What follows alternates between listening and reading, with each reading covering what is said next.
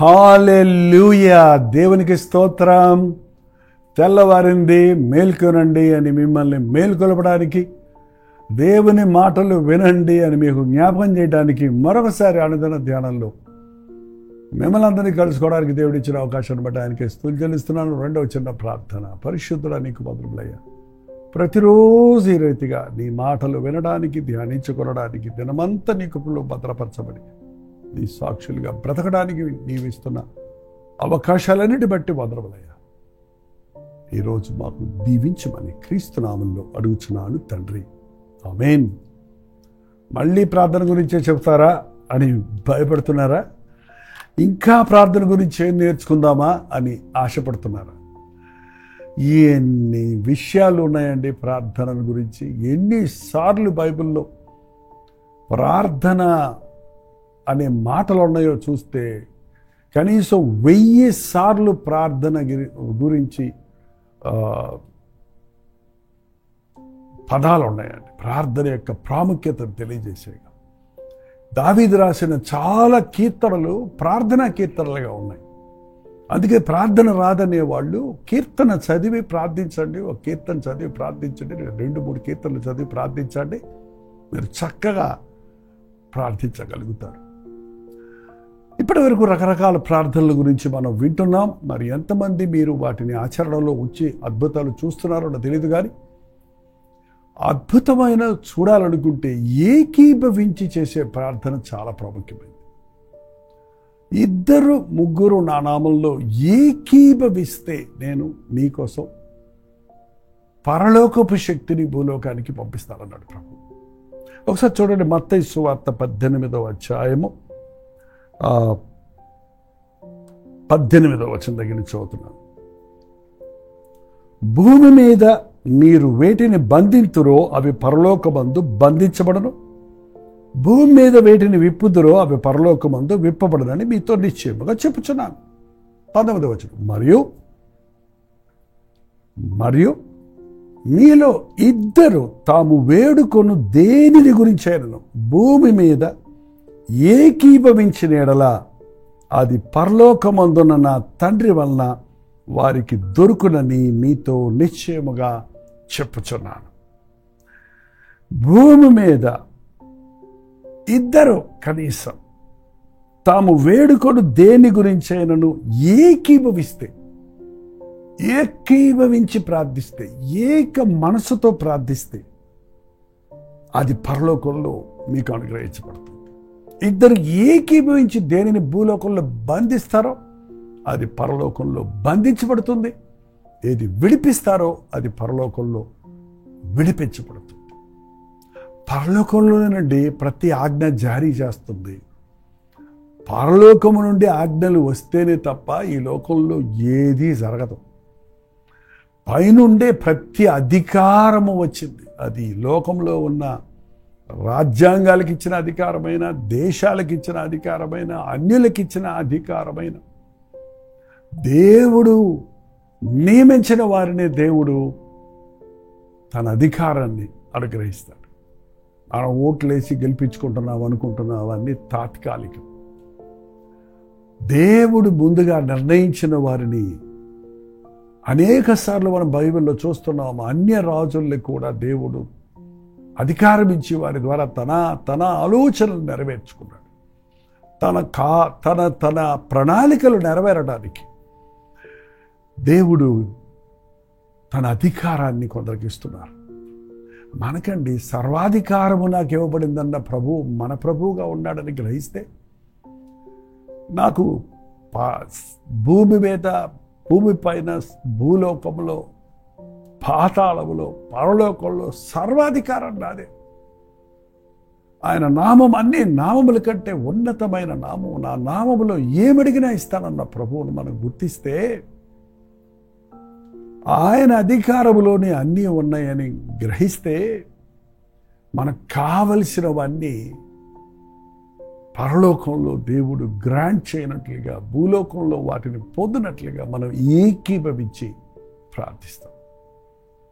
చాలా చోట్ల ఇద్దరు సాక్షులు కావాలి, ఇద్దరు సంతకాలు ఉండాలి కొన్ని చెల్లాలంటే. ఇద్దరు ఏక మనసుతోకి వస్తే ప్రభు అక్కడ ఉంటానన్నాడు. ఇద్దరు ముగ్గురు ఎక్కడెక్కడ చూడండి 20వ వచనంలో, ఇద్దరు ముగ్గురు నా నామములో ఎక్కడ కూడి ఉందరో నేను వారి మధ్యను ఉందును. ద మినిమం నెంబర్, వేలు అక్కర్లా, వందలు అక్కర్లా. ఇద్దరు లేక ముగ్గురు ఎక్కడ కూడి ఉందరో నేను అక్కడ ఉంటాను. ఇద్దరు కలిసి మీరు ఏది ప్రార్థిస్తారో అది మీకు నేను ఇస్తాను. మీరు ఏది కావాలని ఒక విషయంలో ఏకీభవిస్తారో అది మీకు కలుగుతుంది. వధూవరులారా, భార్యాభర్తలారా, మీరిద్దరూ కలిసి ప్రార్థిస్తే వివాహమైన రోజు నుండే వివాహ వేదిక మీదనే ఇద్దరు కలిసి ప్రార్థించండి. కొన్ని క్రైస్తవ వివాహాల్లో పాస్టర్ గారులు అక్కడే వారిని మోకరింపజేసి వాళ్ళు వ్యక్తిగతంగా ప్రార్థించిన తర్వాతే వాళ్ళకి వివాహం కార్యక్రమాన్ని జరిగిస్తారు. ఇద్దరు ఒకటవుతామనే దేవుని ప్రణాళిక.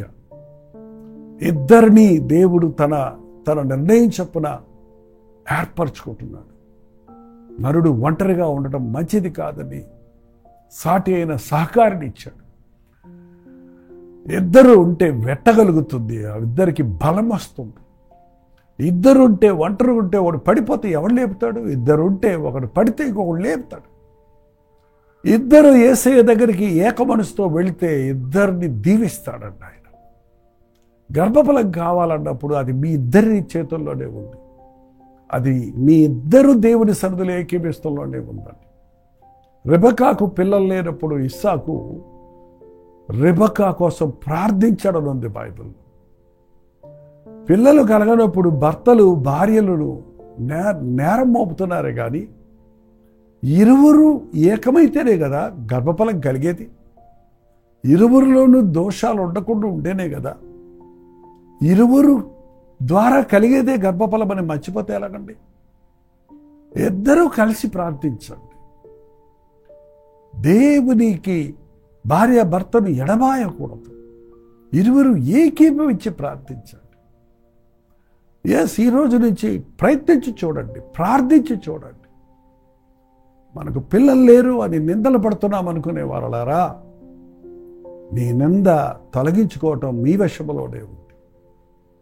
మీరు విశ్వాసంతో ఇద్దరు ప్రార్థిస్తే గర్భఫలం తెరవగలిగిన వాడు ఆయన. సాతాను మూయువాడు, ప్రభువు తెరయువాడు. మనం సాతాను బంధించాలి. పరిశుద్ధాత్మ కార్యాలను చూడాలి. సాతాను బంధించబడినట్లు వారు ఇద్దరు ముగ్గురు ఏకీభవించి ప్రార్థిస్తే అపవాది తలంపులన్నీ బంధించబడతాయి, వాడి ప్రణాళికలన్నీ చెదరగొట్టబడతాయి. ఎంతమంది ప్రార్థించినా ఏకమనసు లేకపోతే ఏ అద్భుతమూ జరగదండి. ఇద్దరు ప్రార్థించినా ఏకమనసుతో ప్రార్థిస్తే భూలోకంలో మీరు ఏది బంధిస్తారో అది పరలోకంలో బంధించబడుతుంది. ఏది విడిపిస్తారో అది విడిపించబడుతుంది. ఇది నిజం, ఇది సత్యం. ఇవాళ అనేక ప్రార్థనా కోడికల్లో 1000 మంది ప్రార్థిస్తున్నారంటున్నారు. ఎవరి ప్రార్థన వారిదే. చాలామంది కలిసి ప్రార్థిస్తున్నాం అంటున్నారు, కానీ వారి మనస్సులు కలవడం లేదు, ఏకాత్మ లేదు. ఆది సంఘములో విశ్వాసులందరూ ఏక హృదయులై ఉన్నారు, ఏకాత్మ కలిగి ఉన్నారు, ఏక మనసుతో ప్రార్థించారు. అందుకనే ఆది సంఘములో అద్భుతాలు జరిగాయి. భూమి తలకిందులు చేసేవారు ఇక్కడికి వచ్చారని భయపడ్డారు. భూమి కంపించిందట వారి ప్రార్థనకు. భూమి వణికిపోయింది. అక్కడ దైవజనులు బలంగా దేవుని వాక్యం అందించగలిగారు. సాతాను ఒడిలో ఉన్న అనేక మంది ఆత్మలు విడిపించబడ్డారు. 1000 మంది బాప్తిసం పొంది పశ్చాత్తాపం పొంది రక్షించబడి సంఘములో చేర్చబడ్డారు. సంఘాలలో ప్రార్థిస్తున్న విశ్వాసులారా, ఏది ఏకమనసు? సంఘములో పరిశుద్ధాత్మని కార్యాలు జరగాలంటే ఏక మనస్సు, ఏక హృదయం కావాలి. కుటుంబంలో అద్భుతాలు జరగాలంటే కుటుంబంలో ఏక మనస్సు ఏక హృదయంతో చేసే ప్రార్థన కావాలి. ఈ రోజు నుంచి ఒకసారి తీర్మానం చేసుకోండి. మందిరాలకు వెళ్ళినప్పుడు మీ హృదయాలను సరిచేసుకొని, మీ పొరుగువారి మీద మీకు కోపం ఉంటే, అసూయ ఉంటే, ద్వేషం ఉంటే, భేదం ఉంటే ఒప్పుకొని సరిచేసుకొని తగ్గించుకొని ఏక మనసుతో ప్రార్థించండి. అవును, ప్రభు చెప్పాడు కదా, మీరు బలిపీఠం దగ్గరకు వచ్చినప్పుడు మీ సహోదరుడికి మీ మీద ఏమైనా కోపం ఉంటే మీరు వెళ్ళి మొదట ఆ సహోదరుడితో మీ హృదయం సరిచేసుకొని అప్పుడు వచ్చి నాకు బలి అర్పించు, అప్పుడు నేను నీ బలిని అంగీకరిస్తాను. నీ సహోదరుడి మీద నీవు ద్వేషం పెట్టుకొని, నీ పక్కవాని మీద నీ అసూయ పెట్టుకొని, నీ తోటివాని మీద నువ్వు కోపం పెట్టుకొని నువ్వు దేవుని సన్నిధిలో ఏదో ప్రార్థన చేస్తున్నావంటే ఆ ప్రార్థన దేవుడు వినడు.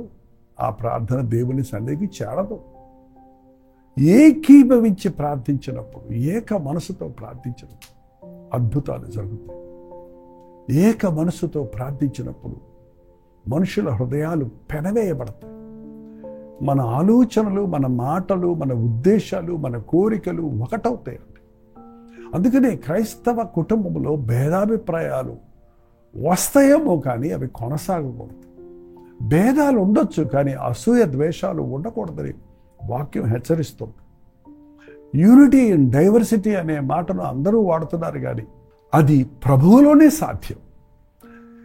మీరు ఇతరులతో మనస్సు కలిసి ప్రార్థిస్తున్నారా? మీరు ప్రార్థిస్తున్నప్పుడు ఇతరులతో ఏకీభవిస్తున్నారా?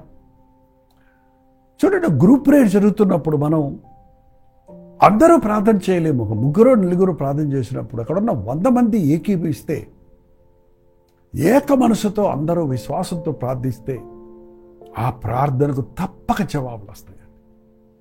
ఆది సంఘం ఏకీభవించి ప్రార్థించారు కనుక అద్భుతాలు జరిగాయి. ఆసక్తితో సంఘం ప్రార్థించినప్పుడు చెరసాల తలుపులు తెరవబడ్డాయి, బంధకాలు ఊడిపోయినాయి. పేతురు చెరసాల నుండి బయటపడి ప్రార్థనా స్థలానికి చేరుకోగలిగాడు. ఎంత గొప్ప దేవుడు మనకున్నాడు. ఇవాళ సాతాను చెరలో మగ్గిపోతున్న వారు ఎందరో ఉన్నారండి. మన యవ్వన బిడ్డలు డ్రగ్స్కి బానిసలైపోతున్నారు. ఎంతోమంది శరీరీచ్ఛలకు బానిసలైపోతున్నారు. అనేక మంది ఈ ఫోనోగ్రఫీకి బానిసలై అందులో నుంచి నేను బయటకు రాలేకపోతున్నాను గింజుకుంటున్నాను. దీనికి మందులు మాత్రలు లేవండి. దీనికి ఒకటే విరుగుడు. ఏక మనసుతో తల్లిదండ్రులుగా మనం ప్రార్థిస్తే, సేవకులుగా మనం ప్రార్థిస్తే, సంఘముగా మనం ప్రార్థించగలిగితే అద్భుత ఆశ్చర్య కార్యాలు జరగటం ఈనాడు కూడా మనం చూడగలం. ఏక మనస్సుతో ప్రార్థిద్దాం, ఏకాత్మ కలిగి ప్రార్థిద్దాం, ఏక ధ్యాస కలిగి, ఏక ఉద్దేశం కలిగి, ఏక భావం కలిగి యేసయ్యను వేడుకుంటే మన ప్రభు మనకు ఉత్తరం ఇస్తాడు, మనకు జవాబిస్తాడంట. నీవు అద్భుత ఆశ్చర్య కార్యాలు నీ ప్రార్థన ద్వారా చూడగలం. మీరు ఏది బంధిస్తారో యేసు నామములో బంధిస్తున్నామని ఏక మనసుతో ఇద్దరు ప్రార్థిస్తే అది పరలోకంలో బంధించబడుతుంది, భూలోకంలో దాని పర్యవసనాన్ని, దాని యొక్క జవాబును మనం చూడగలుగుతాం. ఏది మనం విడిపిస్తే అది పరలోకంలో విడిపించగలుగుతుంది. దాని ప్రతిఫలాన్ని మనం ఇక్కడ అనుభవించగలుగుతాం. ప్రార్థన మానవద్దు, ఏక మనసుతో ప్రార్థించండి. ప్రార్థనకు ముందే మీ హృదయాలు సరిచేసుకోండి. కోపతాపాలు వదిలిపెట్టండి, అవిశ్వాసాన్ని వదిలిపెట్టండి. ఏక మనసుతో ప్రార్థించండి. యేసయ్య పాదాల దగ్గర ఆయన దీవెనలు పొంది అద్భుత ఆశ్చర్య కార్యాలను అనుభవిద్దాం. ప్రార్థన. పరిశుద్ధుడ, ప్రేమగల తండ్రి, ఏక మనసుతో ప్రార్థించే ప్రార్థనా జీవితాలు మాకు దయచేయి. మా సంఘ ప్రార్థనలు ఆసక్తితో ప్రార్థించి బంధకములలో నుండి మానవులను విడిపించినట్లుగా సంఘము బలపరచబడినట్లు ఏకాత్మ కలిగిన ప్రార్థనాత్మను దయచేయి తండ్రి. కుటుంబంలో భార్యాభర్తలు ఇరువురు ఏకీభవించి ప్రార్థిస్తే అపవాదికి అక్కడ చోటు లేదని, సాతాను కార్యాలకు స్థలము లేదని గుర్తించి ప్రతి కుటుంబంలో ఏక మనసుతో ప్రార్థించే భార్యాభర్తలను నీవు అభిషేకించమని దేవా, నీ ఆత్మ కార్యాలు ఈ అంచె దినాలలో జరుగునట్లుగా, సాతాను శక్తులు బంధించబడినట్లుగా, పరిశుద్ధాత్మని కార్యములు ప్రబలనట్లుగా ఏకాత్మతో ఏక మనసుతో చేసే ప్రార్థనా సంఘాలను లేపమని, విశ్వాసులను లేపమని క్రీస్తు నామములో అడుగుచున్నాము తండ్రి. ఆమేన్. మన తండ్రి అయిన దేవుని యొక్క ప్రేమయు, కుమారుడైన క్రీస్తు యొక్క కృపయు, ఆదరణకర్త అయిన పరిశుద్ధాత్మ యొక్క సహవాసమును కూడి వచ్చిన మనందరికీ ఇప్పుడున్న సదాకాలము తోడైండును గాక. ఆమేన్. దేవుని స్తోత్రం. మీ ప్రార్థనా స్తోత్రాలు భారాలు నేను చెప్పకుండా మీరే చెప్పేస్తారు కదా. 954041 నెంబర్కి, ఒకరిద్దరు దేశాల్లో ఉంటే 91001008 నెంబర్కి టెక్స్ట్ లేక వాయిస్ మెసేజ్ ద్వారా వాట్సాప్ పెట్టండి. అవన్నీ మేము పరిశీలిస్తున్నాం, మీకోసం ప్రార్థిస్తున్నాం, ఏకీపించి ప్రార్థిస్తున్నాం. మీరు ఏకీపించండి. మీరు ఎక్కడ, మేము ఎక్కడ ప్రార్థించినప్పుడు తప్పక మన ప్రార్థనలన్నిటికీ ప్రభు జవాబిస్తాడు. ఇప్పుడు చిత్తమైతే మధ్యాహ్నం 3 గంటలకు హెచ్చరిక, అలాగే రాత్రి 9 గంటలకు కల్వరి ప్రతి తోడిలో మళ్ళీ కలుసుకుందాం. అంతవరకు దేవుని మహాకృప నీకు తోడైన కాక.